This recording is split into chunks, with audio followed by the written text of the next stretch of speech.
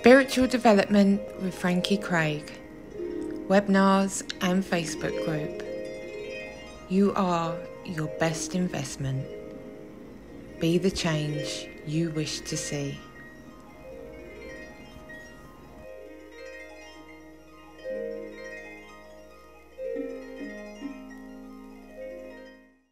Greetings and welcome to this spiritual development webinar. I'm Frankey Craig, and today I have a very special lady with me, Beth Brown from BethLoveMore.com. And I met Beth several years ago now when we worked at the same healing centre in Charlotte in North Carolina. And one of my most memorable moments with Beth was a harp healing sound session that I had with her, and it really blew me away. I hadn't set any particular expectation, but it exceeded anything that I had imagined.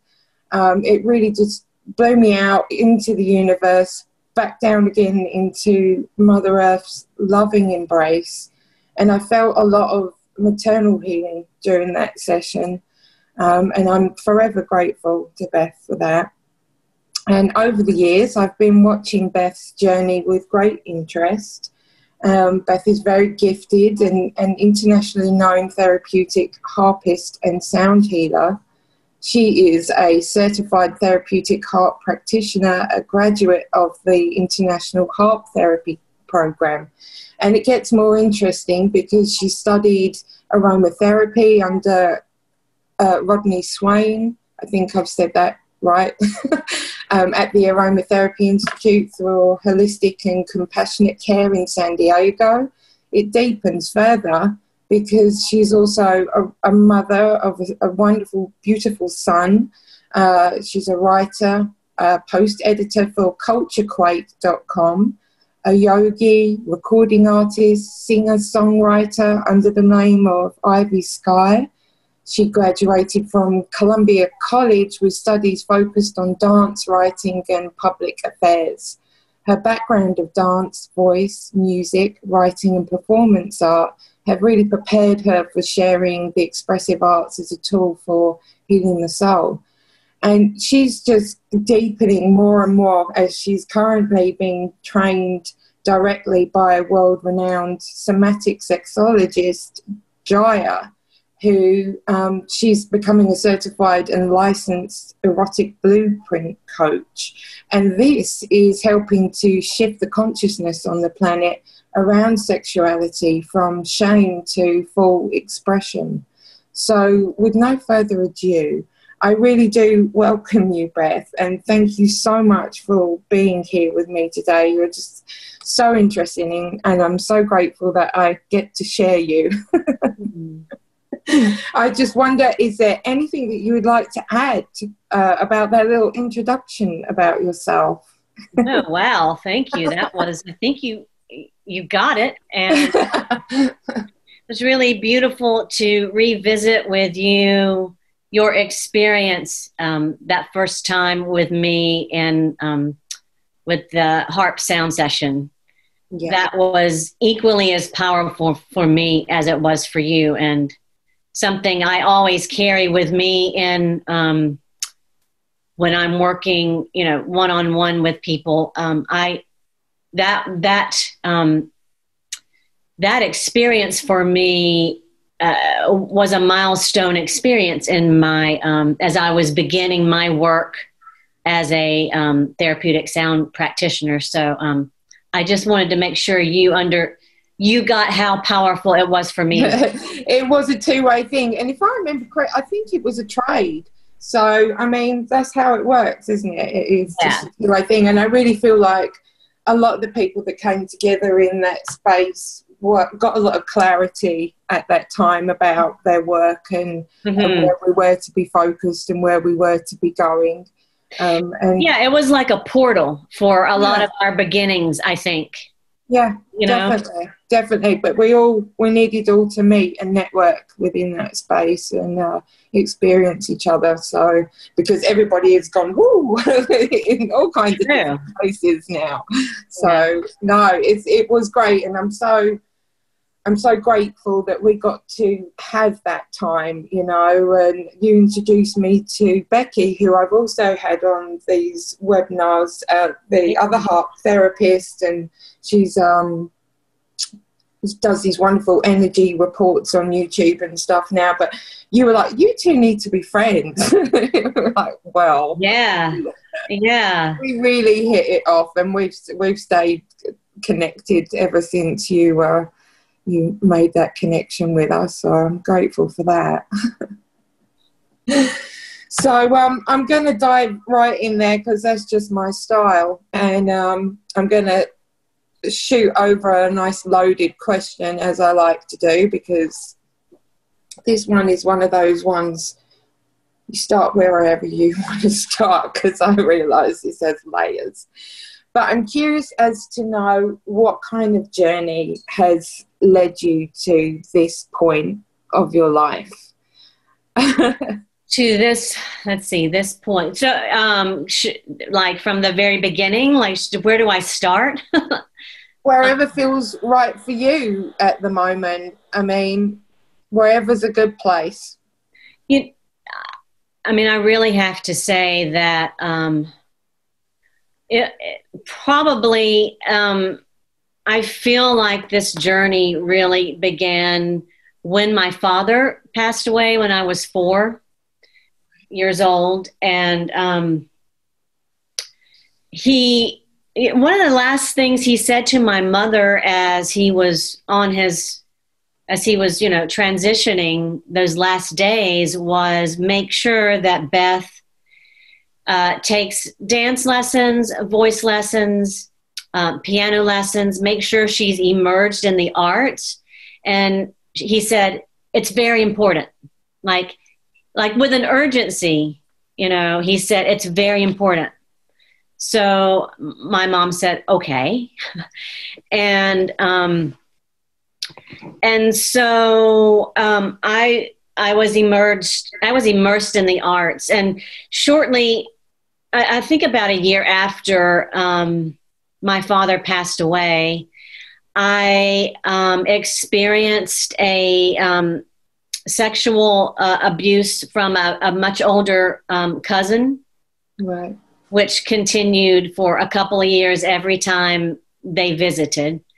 And so coupled with the loss of my father and that very super important figure especially in a little girl's life, and then coupled with the sexual abuse, which my perpetrator threatened me and told me to that if I told anyone that I would that he would hurt me. So I sort of lost my voice in that way. I mean, when that happened, and because I was immersed in dance and then later in piano lessons and voice lessons, and began writing poetry probably around 3rd grade or something like that. It gave me the expressive arts gave me a way to it was like an outlet to language my pain and to release what was in my body in a way that I couldn't language with my voice. Right. So it's always been for me. So at a very early age, also, I remember when people would ask me, older people would say, what do you want to be when you grow up? Well, I wanted to be a dancer, or I knew I wanted to be in the arts, or a singer, or on Broadway, or in a band, which I was in many bands growing up. But it still always boiled back down to, I want to help people. And I and I can even remember, I can hear my little voice saying, I just want to help people. And I didn't know what that meant at that time. But helping people and being of service to people has seemed to always been a recurring theme in anything that I have done in life, whether it's through my music or my dance, or, you know, those modes of expression, or whether it's in like my current, the job I have is working, a full-time job I have is working at a nonprofit that helps serve low-income children food through their daycares. So it's always been about helping people. And then probably about 10, 15 years ago, when I really started submerging myself in sound healing, I got clarity around that I was here on the planet to anchor the frequency of love. And I really didn't know what that meant either. All that I know is that it's like I channeled that message was somehow given to me, and then I needed to figure out how I was going to do that. And then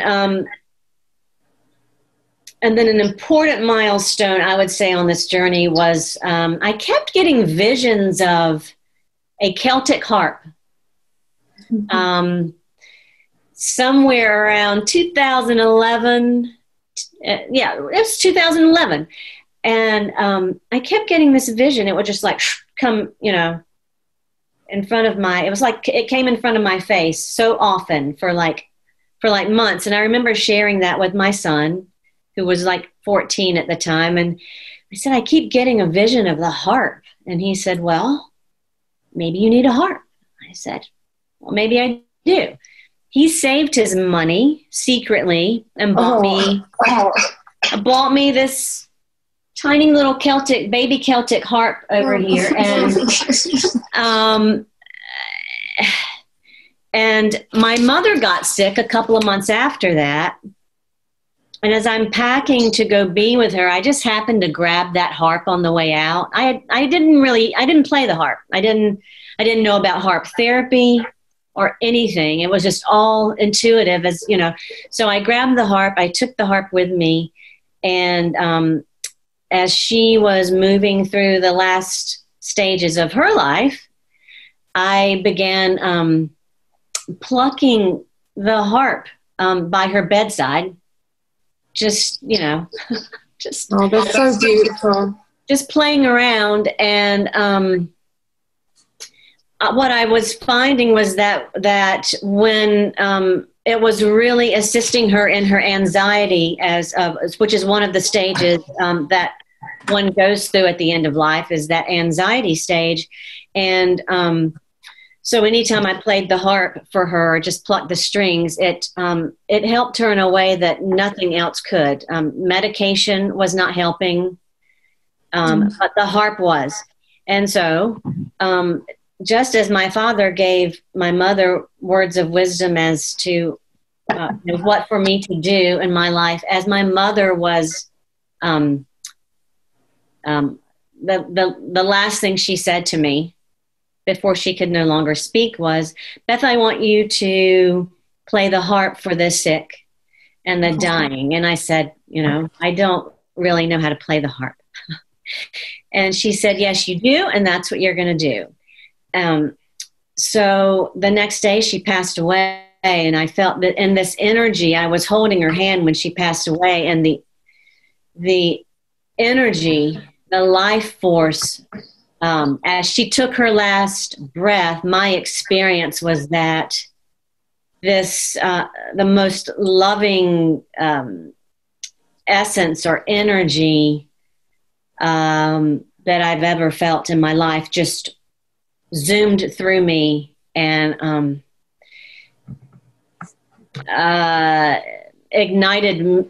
ignited something in me that I mean, it's really hard to language, but I remember thinking, okay, well, I guess I'm going to play the harp for sick. And I found the International Harp Therapy program somehow the next week.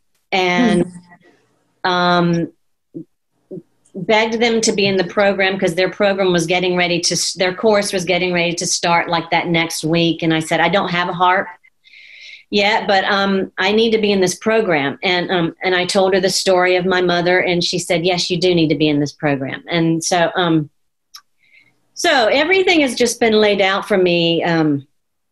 It just seems so, so it's just so aligned. I've been so aligned in this journey of being the anchor for the frequency of love in so many different ways, and connecting with the harp in that way was a profound.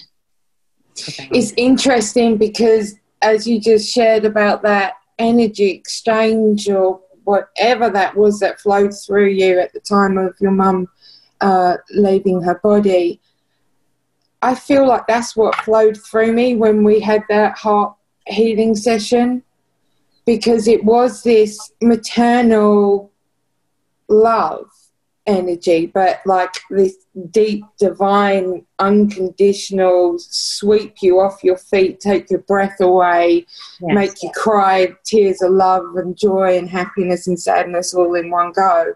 That is kind of what I felt, and I wonder if that's what part of your healing is. Yes, and you know, and as you were just revisiting that again, I was getting that, I was feeling that. Right. I'm feeling that now, and it was like, it's like that. Yeah. Because again, I remember that coming through me with you. It was for the first time in that way that it came through, and I remember leaning down and kissing you on your forehead and feeling this, the energy of the great mother coming through me. Yeah. Yeah, it is. I mean, and that's how it felt on the receiving end with my eyes. Even now, it kind of chokes me up a little bit to think about it, because it was just that beautiful. It was just precious experience, because no one else had it. It was just you and I, and it was awesome. Yeah, thank you. But I really feel like that's the energy that you're carrying with your work. So it's really beautiful stuff, and just this whole journey of, you know, so different to mine in many ways, in that you have been able to express yourself through dance and music, and I've gone more down the artistic route, and that still took me, that was later in life. I didn't focus on that growing up so much, and I've always admired people who had the ability to dance and be on a stage and have that kind of energy to perform and express themselves in that way. It's so beautiful. Over the years, I'm opening up more and more, and I've met the likes of you and Kim as well, who've really helped activate that kind of movement and expression in me as well. So it's just such an important part of the journey, I think, and just really interesting that your journey has been going that way. And I love how, because you're like an end of life doula as well, right? Yeah, end of life, beginning of life, transitioning through life. You know, it's awesome. It's like we're always, all of us are transitioning at some point, like every day to day, moment to moment, right? Right. But particularly the end of life experience for me has been profound and sacred, and just it's such an intimate space to be. That has really appealed to me. I had worked with the elderly when I was in college. It started as a summer job taking care of them, but then it kind of turned into a job for a while. And I say to everybody, you know, I feel like that really prepared me in life, because I started with the elderly before I began my career. And they showed me, this is where you're going, dude. You're going to go on a long old journey, but you're going to be back here So I'm, looking at how all these different people were aging and what they had to say about life, and listening to their individual journeys, and just, really getting so much out of what I did every day, even though they never remembered me the next day. I'd do like a 12-hour shift, right, and you just go and reintroduce yourself again the next day. But it gave me real good perspective, and I always value that experience, because I know it's something that none of us can avoid. It's just inevitable, and we might as well make peace with it. Right. Yeah, and also working with Alzheimer's patients with music, and yes, people. I've had some experience working with stroke victims, patients who couldn't speak or were having trouble, regaining their speech after a stroke. But when I bring the harp in, magic happens, because the music ignites something inside that is just undeniable, because we are music, right. And then particularly if with the elderly, when we're playing music or singing music, working with music from their childhood or from their teenage years. Oh yeah, it's just really an amazing and powerful way to activate a healing process with them. Because I remember I started playing You Are My Sunshine with this patient, this woman who had a stroke. And then I started singing it as well. And then she had not been able to speak. And then all of a sudden, she started slowly singing along with me, and the nurses were blown away. It's just that is priceless work. It really is. Life well spent. And how I love sound healing. It appeals to me in so many different ways. It's helped me in so many different ways, and I found throughout my journey that I've needed different instruments, and I've needed to listen to different tones, and certain points of it have required me to open up my throat and practice mantras and affirmations out loud and things like that.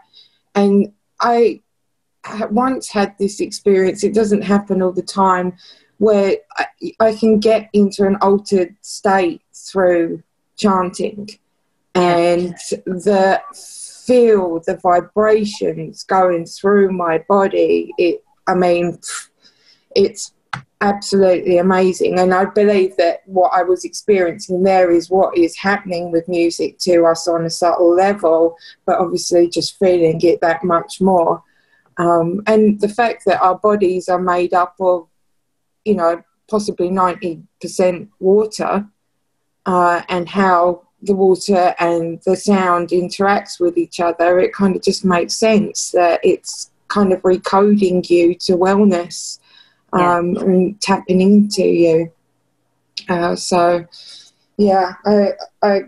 We could do just one whole webinar on all the benefits of sound. Oh, we could and we should. Let's do that. We really should, actually. We should do I could do a little trio of people, maybe you, me and Kim at some point, get together and have a little dialogue over that, because it's worth sharing more, and you two definitely know more than I do.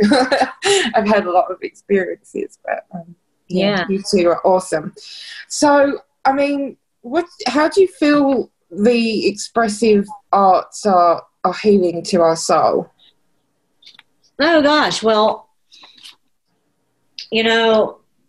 so as I mentioned, how for me as a child, moving through grief and the trauma of being sexually molested over and again, right.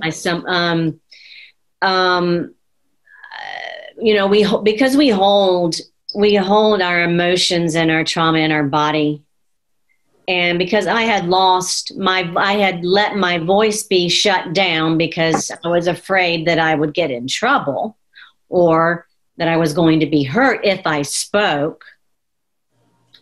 There was so much stuck in my little girl body that I would, and I didn't tell anyone until I was like 38 years old. But as a child, I would spin around. I would get so angry and I would spin around because I couldn't speak. I would spin around. My mother would call me the Tasmanian devil. Like yeah.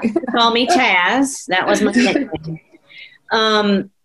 And so that's one way that I would release some anger. But then how I was able to fully function was primarily through dance as a small child, and then later on it was with piano. But because it helped move those stuck emotions out of my body. Definitely. And emotions are energy in motion, and so when we can move, we can somatically move that out of our body. And I love that because it's one of the things I've been exploring over the last 3 years through yoga, learning that, because a lot of my kind of spiritual journey has been, in the mind, explore the beliefs, all the deep inner work, up here, instead of releasing it through my movement, releasing it through the intention of allowing the music to help me do that, release it through the artwork, release it through the baking, through the gardening, and being able to intentionally move energy out of my body as I'm going along. And I definitely feel like it's all part of ways of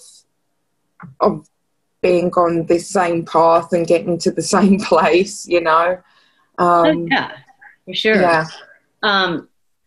And I began singing at, let's see, when was that? Probably when I was like 3. But I began writing music when I was in elementary school. And I mean, it was bad. It wasn't good stuff. It wasn't my best. It wasn't my best work. But it's pretty clear that I became a performer because of my my wounded child, and expressing myself through. I was. I guess that, so I'm as a songwriter, a confessional songwriter, and I, write about what's going on with me. Right. And because what's going on with me is what's going on with humanity. There's no separation, but it's a motive, it's a way for me to, it's always been a way for me to heal. I mean, performers are healing. Right. They're healing themselves. It's like we have to. Performing for me is healing. I feel the same way about my mandala work. Is the art, that outlet. Even though so many people benefit from it, just as people do from your performances, it's like that part is minuscule compared to what I feel I get out of it, and how important it is for me to have those opportunities to paint. Yeah. So yeah, I think and it's just so lovely because along this path you kind of find yourself dipping into all of these different things as a way of an outlet and expression of offloading energy, and they all just become these tools. Yes. Yeah, I mean, so the expressive arts, I would say, they're a powerful medicine for the body, mind, and the spirit. mean, so much more powerful than, you know, what we're used to in the Western world of allopathic medicine.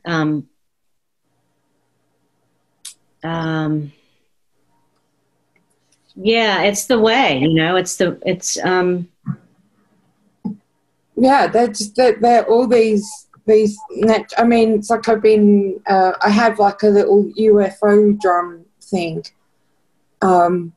that I don't even know how to play that thing. The music notes are in Chinese.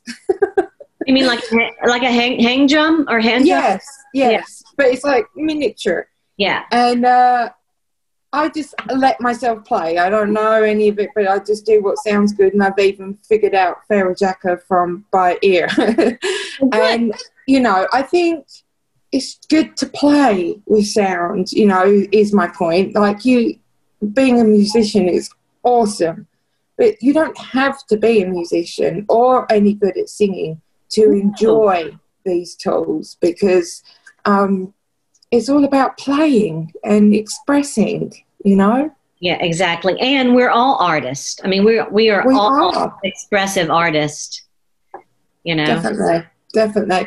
I mean, I keep telling myself that, as one of my nieces, Soleil, keeps calling me up on FaceTime to give me her keyboard concerts that sometimes go on for 20 minutes. She's just expressing herself. That's right. That was me. Yeah. I'm like, yeah, put it on mute and just let her carry on. Oh.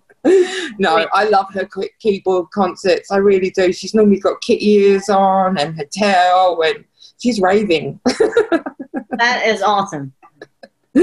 So, yeah, and it's something, you know, deep and innate in us that's there as children. She doesn't want to learn how to play the keyboard.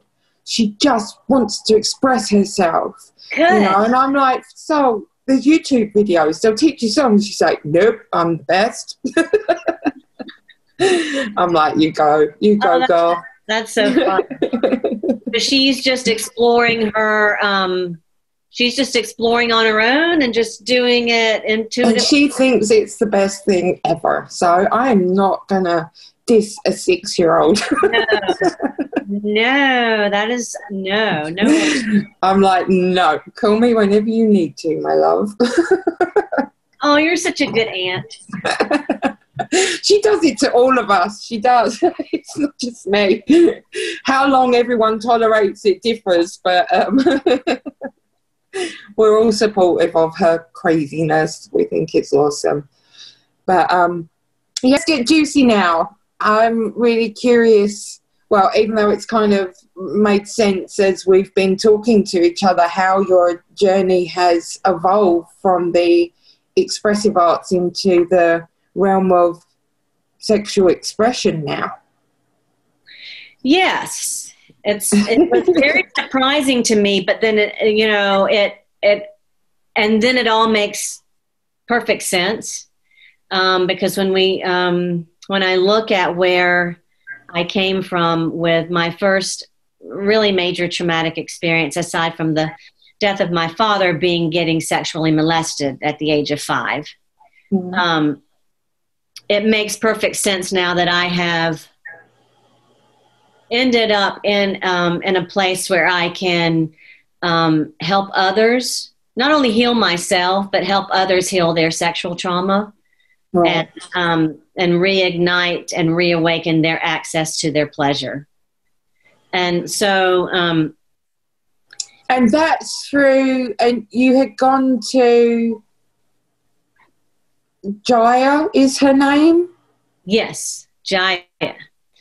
So I was invited to attend an event in Colorado called Path to Passion, which Jaya puts on. And so I attended that event back in the fall 2019. And after never hearing of Jaya before, I just said, yes, I accepted the invitation to go to this event. And what I found once I got there was this, how these people were I noticed everyone was so like vibrant and alive and really getting excited about, we're talking about sexuality, and Jaya is explaining the erotic blueprints, which is what her programs are based on, is the erotic blueprints. And there's 5 erotic blueprints. Right. That we all operate under around our sexuality. And that is, there's the energetic, there's sexual, there's sensual, there's the kinky, and then there's a shapeshifter. And the shapeshifter has aspects of all of the other blueprints. Right. But yeah, and so what an erotic blueprint is it's like a pleasure map. It's like a blueprint, like a thumbprint of our sexuality, and it gives us a way to access and understand what gives us pleasure. What gives me. I can determine what by looking at the different blueprints and studying them and determining and the characteristics of each blueprint, what feeds me, and then I can better feed myself. Then I can share that with my lover, teach him how to feed me, and then I can feed him as well. Right. And so once we master one blueprint, and usually it is this. The blueprint that is our primary blueprint is usually an area where we are healing. So once we heal that blueprint, then we can expand and become fluent in all of the other blueprints and heal. Yeah. Yeah. I get you. And I remember looking at the erotic blueprint and taking the test through your website. And so there's all these different kind of personality types under here, and nobody kind of falls under you're 100% that one or 100% that one. You're leaning maybe 60% this way and 10% this way and so on. So I found it really interesting, and I could see how even without trauma, it could really assist people in just reconnecting with their desires and their own needs, because I think that even just normal people in that arena have put those things to one side, so it's exciting, the idea of being able to explore that in yourself. Right. And and then trauma shows up in many different ways. It doesn't have to be severe trauma. All of us have something that happened. Oh, yeah. We have something that happened in our past that shut us down in one way, or gave us a shadow that we may not be aware of, that is affecting the way we are around our sexuality. And the number one trauma is that we have been taught that sex is taboo and sex is dirty and sex is bad and something that we don't talk about, when actually it's the seat of our power, and the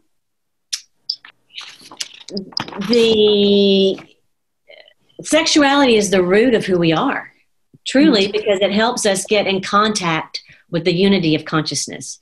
We have this clear channel to the divine when we are experiencing pleasure at its most highest realm, whether it's, it can be a full body orgasm or it doesn't even have to be an orgasm. When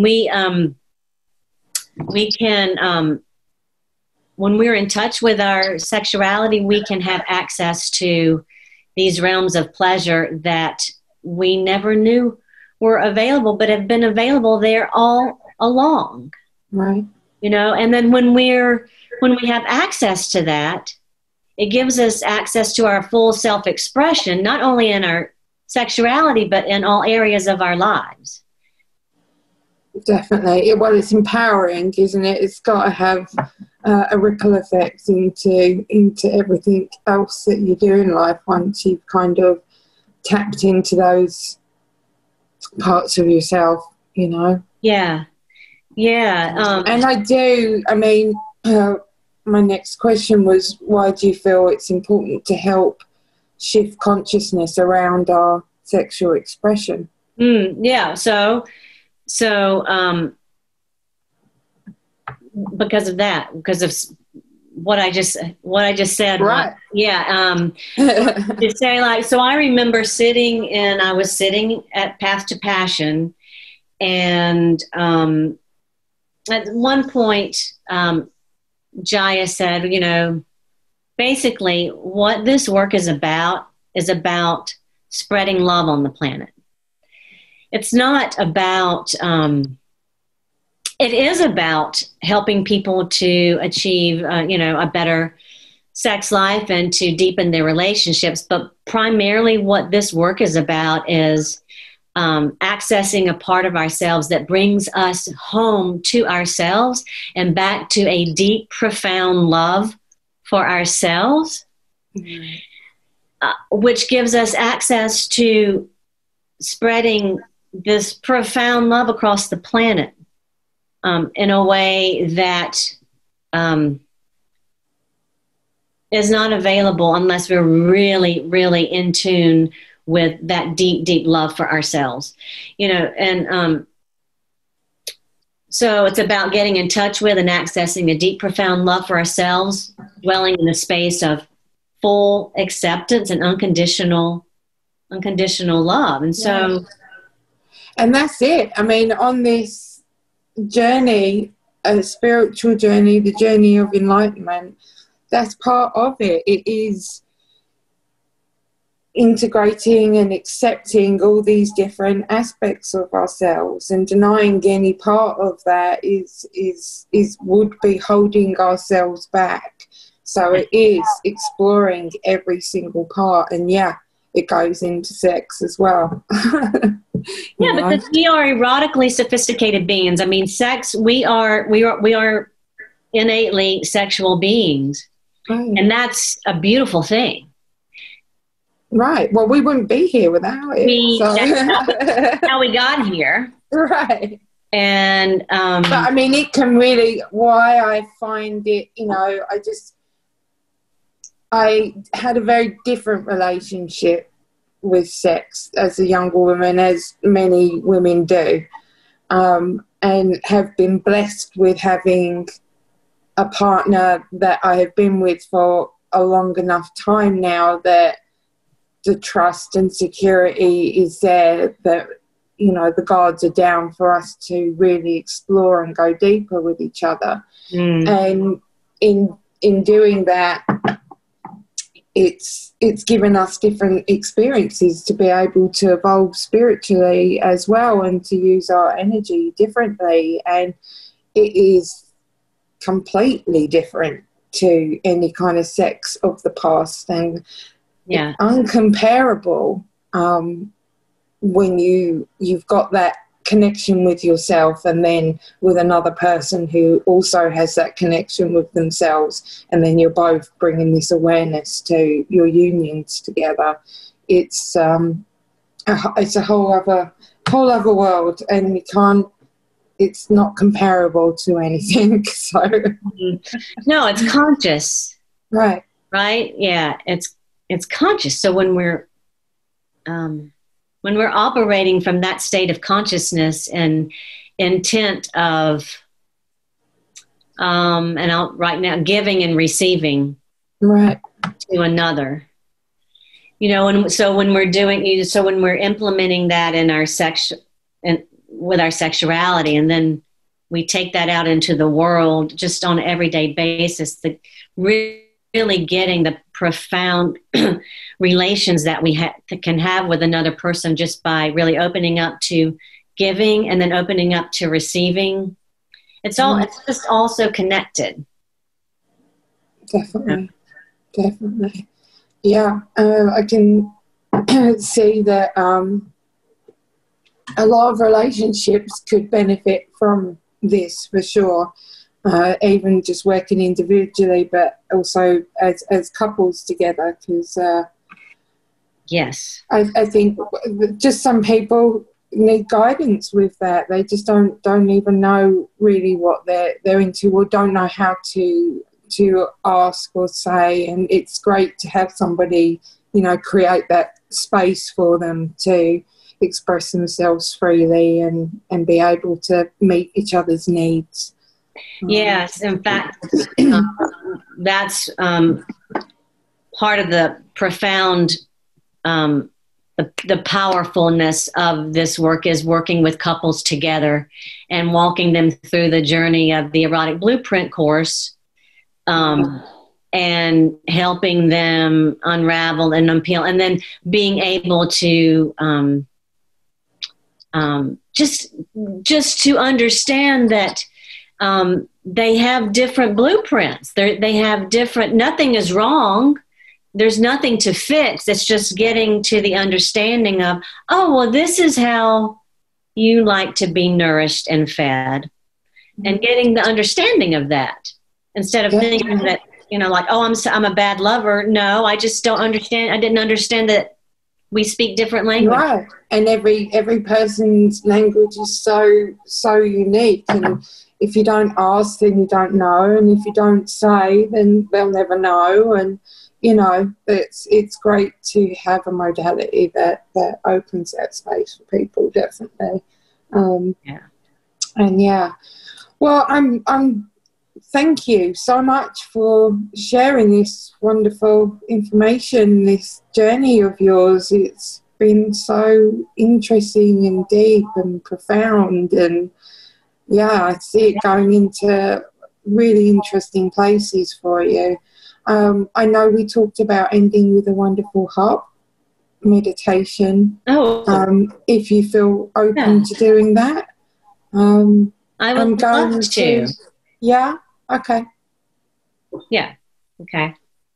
So I'll let Beth just get a moment to get herself together, and everybody kind of get yourselves comfortable right now, and begin to take some nice deep breaths and just tune into these wonderful frequencies that Beth will bring to us. Okay.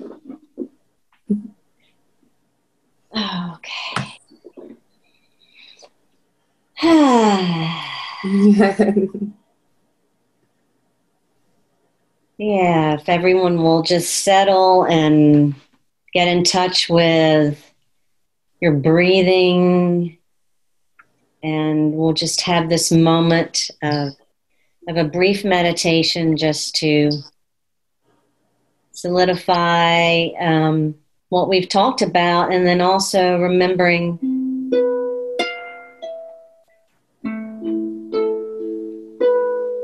I think I'd like to set the intention of being in alignment with this conversation to spread love across the planet, because we need to hook in with that vibration at this time.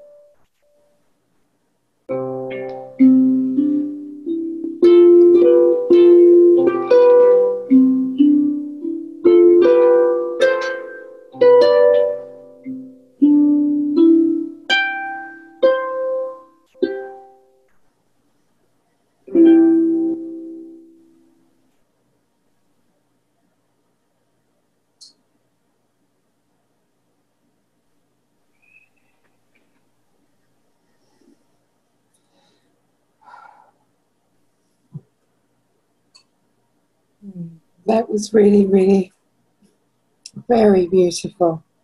Very beautiful. Thank you. I was taken all over the place, to different places, like an observer, looking at all these different random acts of kindness and people sharing. I was like, just seeing people on a beach sharing a napkin, or, you know, someone helping someone walk across the street with their bags, and just all these tiny, wonderful, simple acts of love that people do all the time. These little things that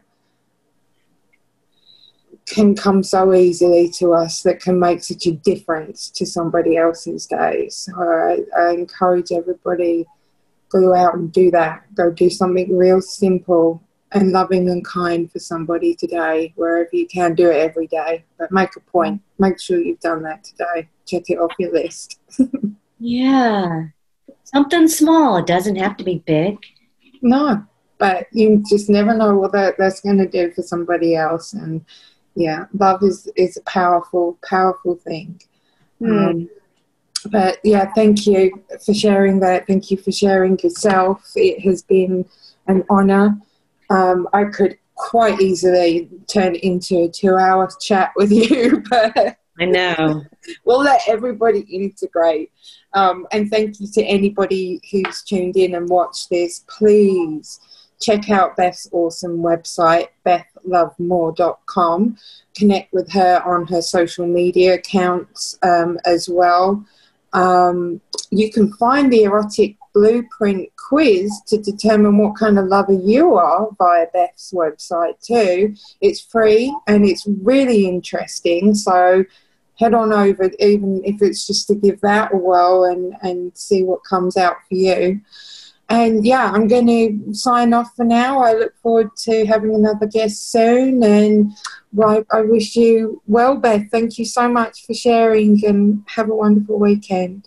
Thank you, Frankie. I love you.